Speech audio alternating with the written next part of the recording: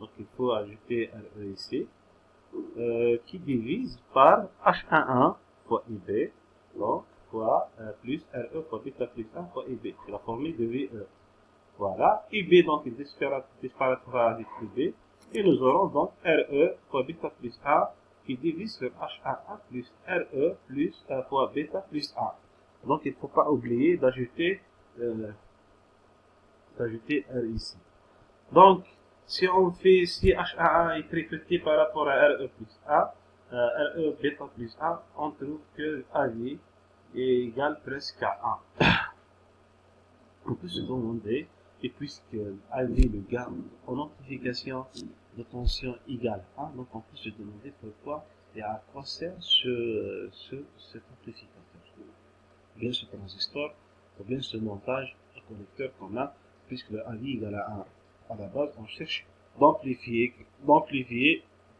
la tension. Donc pourquoi égal à 1? Donc ça ne sert à rien, disons que ça ne sert à rien puisque AV égale à 1. Donc ce type de montage, on peut l'appeler émetteur suiveur. C'est un montage suiveur ou bien émetteur suiveur puisque la tension de sortie au niveau de l'émetteur est égale presque ou bien suit la tension à l'entrée. Mais le gain AV n'est pas le seul qui définit ou bien qui régit le transistor bipolaire ou bien qui caractérise le transistor bipolaire. Mais nous avons autre chose. Nous avons donc ZE, nous avons ZC, ZS pardon. Nous allons voir par la suite que ZE et ZS de ce type de montage, ce sont les valeurs, les meilleures valeurs par rapport à d'autres montages. Parce que le meilleur amplificateur, comme on l'a dit, c'est celui qui a un AV important, qui a ZE très élevé et ZS très faible. Voilà, donc le gain de tension sur le site n'est pas caractérisé avec un amplificateur. Vu de l'entrée, l'amplificateur se comporte comme une résistance qu'on appelle l'impédance d'entrée, et vu de la sortie, bien sûr, que aussi comme impédance qu'on peut appeler AZS. Nous allons voir par la suite que ZE de ce type de montage est très élevé, qui égale certainement ZE égale à VE sur EE. Donc VE c'est la tension à l'entrée, EE c'est la tension à l'entrée, et ZS qui sera très faible, qui égale à son cœur à la tension de sortie, côté sortie en circuit,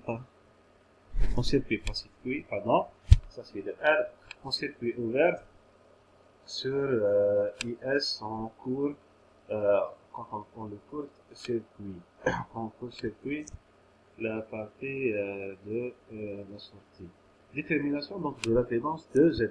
ZE, comme je l'ai dit, égale à VE sur II. Donc, il suffit de trouver la formule de VE, trouver la formule de EE. Une fois qu'on a VE et EE, VE sur EE égale à ZE. On va voir que c'est facile à le trouver. Donc, par cette loi de Light, nous avons donc VE qui égale à H11 fois IB plus RE bêta plus 1 fois IB. Nous avons aussi VE de ce côté, VE égale à RB fois EP. Parce que EP plus EB, c'est le courant d'entrée EE. Nous allons voir et nous allons essayer de calculer. Donc, nous avons RB fois EP, c'est ce que je viens de dire, égale à H11 fois IB plus RE fois IE. Donc, IP égale et parallèle égale à H11 fois IB plus RE bêta plus 1 qui divise par RB, tout ça fois IB. Voilà. Donc, E qui égale à I parallèle plus le IB égale à 1 plus le paramètre hybride H11 plus RE facteur bêta plus 1 sur RB fois IB.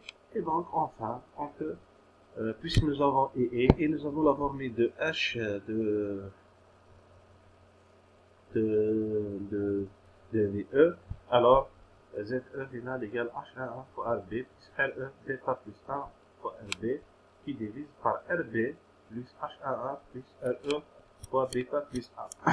Détermination donc de l'impédance de la sortie, donc côté côté de la sortie. Donc nous avons ZS égale à VS en court-circuit qui divise par IS en court-circuit. Donc nous allons calculer ces valeurs pour enfin calculer le ZS.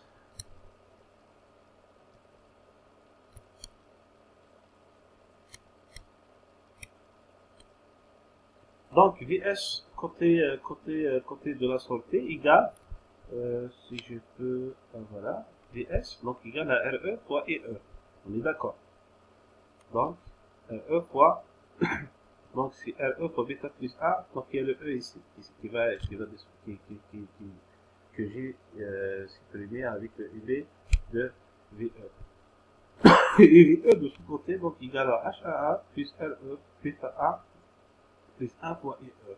Alors, tout simplement, VS en circuit ouvert égale à RE bêta plus A, H11 RE fois bêta, donc plus 1 fois VE.